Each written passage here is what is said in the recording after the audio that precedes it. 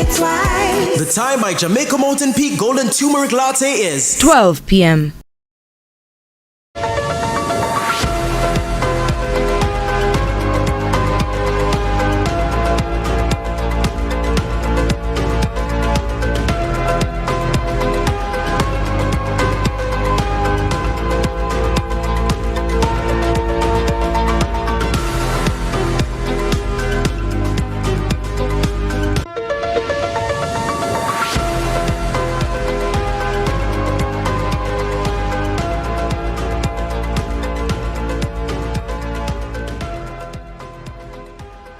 It's Friday, April 26, 2024. Welcome to CVM News at Noon. I'm Nika Lewis. A 16-year-old boy is dead and a 15-year-old girl is nursing injuries after both being shot by gunmen on the Belle Isle Main Road near the Grange Hill High School in Westmoreland. The shooting happened at approximately 4:50 Thursday afternoon. Police believe the attack specifically targeted the male student. The female's injuries are not considered life-threatening. Commanding officer for the Westmoreland Division, Superintendent Othniel Dobson, says they are pursuing strong leads. The male student succumbed to his injuries, whilst the injuries of the female is not considered life-threatening. Our investigation is indicating that the male student was the target of this attack. This incident is a continuation of gang activities affecting the Grange Hill police area. Our investigators are working on strong leads, and we are confident that we will find the perpetrators. I'm using this medium to urge persons with information on this incident or any other incident affecting the Grange Hill police area to pass on this information to the police. Still in Westmoreland, Member of Parliament for Westmoreland Western, Moreland Wilson, says more Jamaicans will be benefiting from the International Farmwork program. The program continues to serve Jamaicans who are seeking a way of living for themselves and their families. The Farmwork program itself will enable them to be mobile, economically mobile. We'll see where they can go overseas, earn money, and they can, improve their lives and the lives of their family and friends. For those who may not get through in this season or in this round, we have given them information about what support they can get through the Office of the Member of Parliament, where we support farmers with black tanks, seedlings, fertilizers, and small tools, and the list goes on. So we'll see not just for the farmer program, but we'll see how we can assist those farmers who may come for an interview but may not be successful in this round. And in the East, St. Thomas natives have expressed appreciation and excitement for the recent developments taking place in their parish. Member of Parliament for St. Thomas Western, James Robertson, says more is coming. Speaking on Lead Story yesterday, the MP highlighted the importance of the parish being upgraded. We have been the butt of a lot of jokes for a long time, but I am a St. Thomas man. I am from St. Thomas.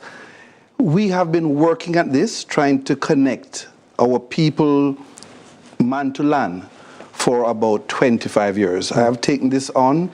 We always knew if we didn't build our bridges, the infrastructure, road infrastructure, if we didn't bring in new technology, digital technology at a cost that St. Thomas people could afford, we would not be here. Let me just indicate quickly, those three individuals you have interviewed, if you had interviewed 100 people, you would have gotten almost the same sentiment right through. Okay, so with the highways and all that almost 90% complete, let's turn now to the urban center. The urban center has 2 adult training centers. One, a full-fledged university will be coming, and you have Hart going to be offering some courses to our residents. We'll be working diligently on making sure that the citizens are at speed, ready to take advantage of the future.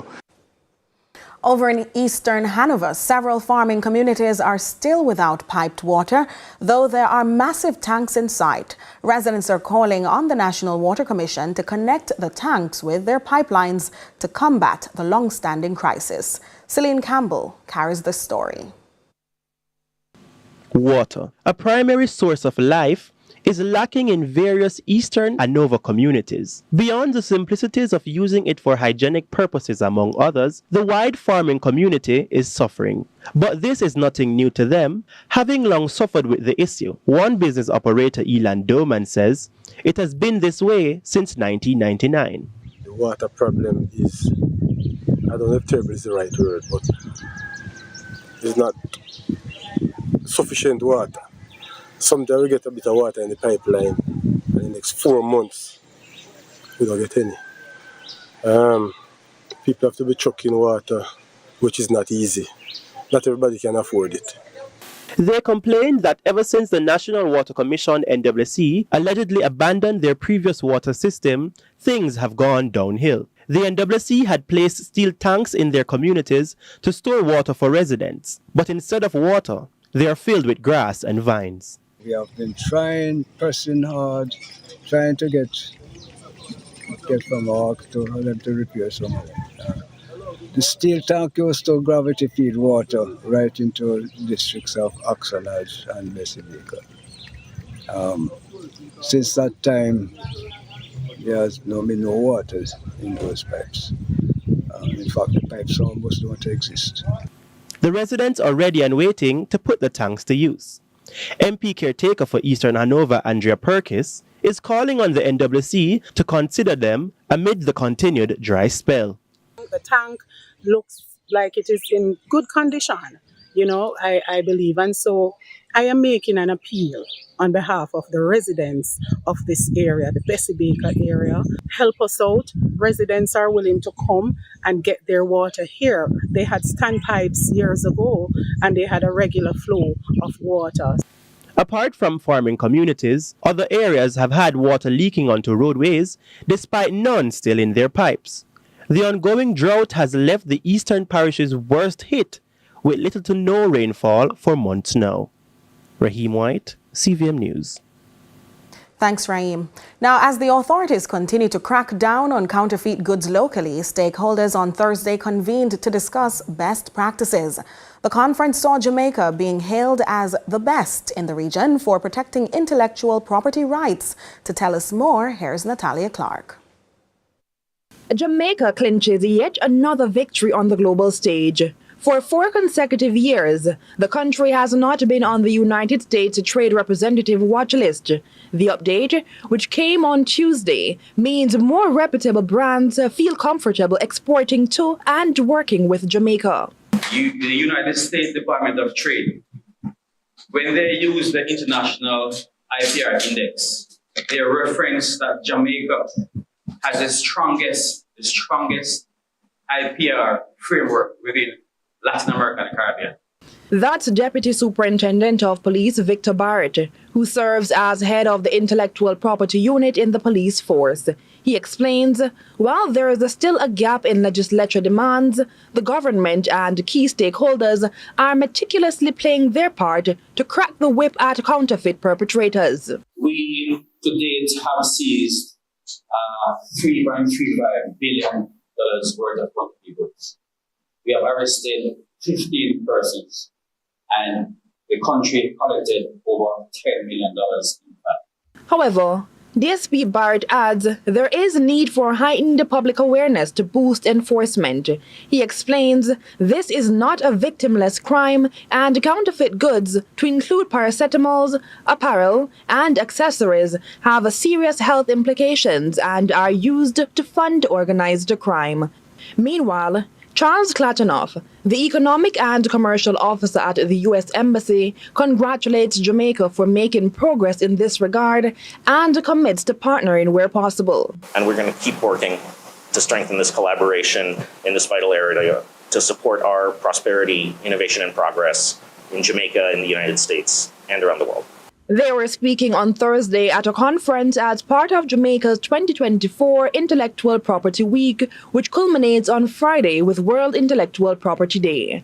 Natalia Clark, CVM News. And intellectual property rights will be the subject of our discussion segment this afternoon, but we continue right after this break.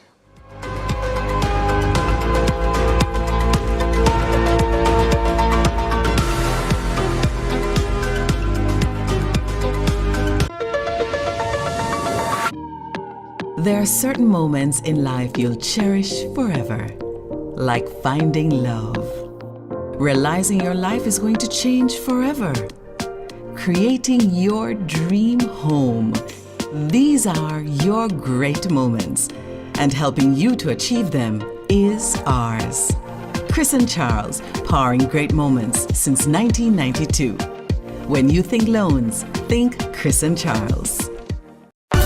Mindset Conference 2024, the Gospel Edition, Monday to Wednesday, May 20 to 22, at the Jamaica Pegasus Hotel with Pastor John Gray, Pastor Travis Green, Dr. Jackie Green, Todd Galbert, Phil Thomas, Minister Marion Hall, Kevin Downswell, Sharon Gardner, Rhoda Isabella, Pastor Junior Tucker, Bishop Everton Thomas, and many more. Join us for dinner, workshop, panel discussions, praise and worship, undiluted word, and concerts every night. Mindset Conference. For more info, mindsetconference.org. Get your tickets now. What's your story? What's your sign? You're dreamers. Don't care what other people say. We're doing this in our way. We come alive. We come alive. We come alive. We're doing this in our way. We come alive.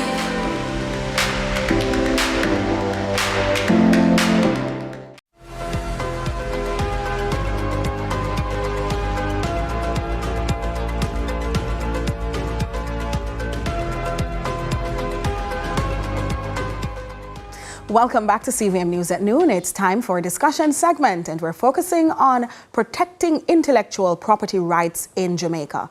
In recent months, we've reported on several raids resulting in the seizure of counterfeit goods worth millions of dollars. Today, as the world celebrates Intellectual Property Day, we're joined in studio by Deputy Superintendent of Police, Victor Barrett. He heads the Intellectual Property Unit in the JCF. Welcome, DSP Barrett.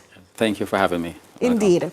Now, DSP, let's start by clarifying what exactly are intellectual properties and why is protecting them important? Right. So in a basic way, intellectual property is the creative invention of a mind. So it's intangible. You can't touch it. So if you go home tonight and you think of a product, whether it be a shoe, yes, or you want to write a book or a song, so that is intellectual property. So having done that, and then you transform that into a product, whether it be a shoe or a bag or a book, and then you commercialize that product. Yes. And then you register with our local body, which is JIPO, the Jamaica Intellectual Property Office. So having registered, then if John Brown sells that bag or that song or book without your permission, then it will become a breach, and then the rights flow from that. And then that's where the police comes in, and we protect your rights, we enforce your rights. So if you made a shoe, and then Victor Barrett come and reproduce that shoe without your permission, it would be a breach of the trademark, and then the police comes in a simple way. Do I benefit at any point? Yes, man, because you get benefit, because what happens is that you're developing your product, there are costs that involve. Yes. So if another person having used your intellectual capabilities, yes, use your design and reproduce a product, and then selling a product less than your product, then what happens to you is that your economic base reduces, and then you probably can't even start up. True. But elaborate, please, on the impact of intellectual property infringement on both businesses and consumers here in Jamaica. Right. So for businesses, the simple thing, the loss of income, revenue, goodwill. So I use Nike because it's a popular shoe. I'm not an agent for Nike. But, you know, wearing a Nike, that goodwill Nike. Yes. So you buy a shoe, and then by the time you walk out the road, it starts to deteriorate. It was a Nike. It's a Nike, right? So that goodwill with that shoe, will be eroded, and it damages that company's reputation, Nike's reputation. So it's very important for us to enforce that good. So for our consumers now, it's very important for consumers to be mindful, because one, you don't know the chemicals that they use to produce those goods. And when we talk about intellectual property, it's not about shoes and bags, but pharmaceuticals, toothpaste, right? Yes. Electrical parts for your home, the wiring. So it's wide. pharmaceutical items even. Yes. I'm surprised by that one. But there's something I want to talk to you about, and many argue that these goods should be stopped at the port and should never get to our streets. What are the factors contributing to this not being done? But just hold that response because we're up on a break. So right after this, we'll take those answers. Right.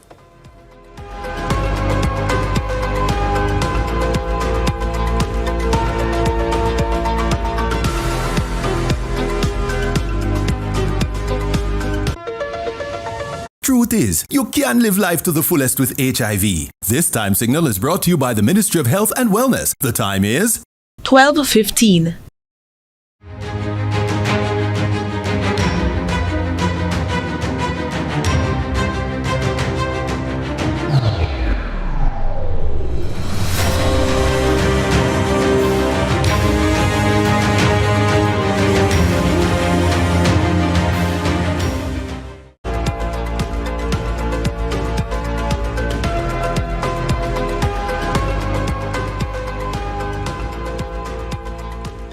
Welcome back to CVM News at noon. It's our discussion segment. We're talking intellectual property rights, and it's World Intellectual Property Rights Day. So it's a big day globally for intellectual property rights. We have in studio DSP Victor Barrett, and he is the man in charge of the Intellectual Property Unit in the JCF. Am I right? Yes, Okay, perfect. So tell us now, DSP, why it is that we're tackling these goods after they enter our country and not at the ports. All right, so in fairness to our partners at the Jamaica Customs Agency, they are doing a marvelous job, right? But no country can do 100% inspection. And what these persons have done, they try to manipulate the system. So what they tell. Yes, so a simple way. Importer A registered a particular brand with JIPO. Let's say a book named VB, or a shoe bag named VB. So what they will do, they will import that goods for, like, say 3-4 months, bring in a couple of 40-foot containers. And what they will do now, they will signal to customs that they are doing the right thing. Oh, so they'll do the right thing at a point. At the point, and then they mask the product. So that container that has the authentic VB, if you open that box, it may contain counterfeit goods. So they mask the product. So in a simple way, they mask the product. So it's unfair for the custom officers to check every container because it will create a backlog. It will affect the economy, right? So imagine you have your container with goods to catch summer or Christmas. Yes. And because of the 100% inspection, you get your goods January. Oh no. Having paid for your business. bad for business. Right, so these persons, what they do, they circumvent the system. So the BL, bill of lading, they manipulate the bill of lading, they mask the goods. So it's really a challenge. So our partners at the customs, they're doing a marvelous job, but it's very difficult. So that's why the partnership is important. Very important. So you pick up once it enters. Enters, right. Oh, okay. Right. Well, we recently saw where Jamaica has been taken off this very interesting watch list by the United States. Tell us a little more about that and why this is important for us and what we do here in Jamaica as business. I'm happy you mentioned that because for decades, Jamaica was on a watch list, right? And a simple analogy is that as an attorney, you're registered with GLC, the General Legal Counsel, and every year you get a practicing certificate. You're still an attorney. But if you don't get your certificate, then you can't do no business. Practice. Simple. So Jamaica having operating in the global space, right? And we weren't signaling to the international community that we were, bent on protecting and enforcing IPR. So we did that. We passed a new patent legislation. The work that JIPO has been doing and continues to do, the work that we are doing at the JCF, CTOC. So holistically, coming together, Jamaica signal to our international partners that we are steadfast on protecting intellectual property rights. And as a result, 4 years now, we have been off the watch list. So it's a big thing for Jamaicans. Do you and know we need to how celebrate. many other Caribbean nations, if any, are on that list or have since been taken off? I looked at the list yesterday because the list came out yesterday. Yes. And I think Barbados and Trinidad is still on the list. Wow. Yes. Well, looking ahead, what are your priorities and goals for enhancing intellectual property enforcement in Jamaica? Right. So enforcement When we talk about enforcement, there are two arms. So enforcement, and then we subset it into capacity building and awareness. So our goal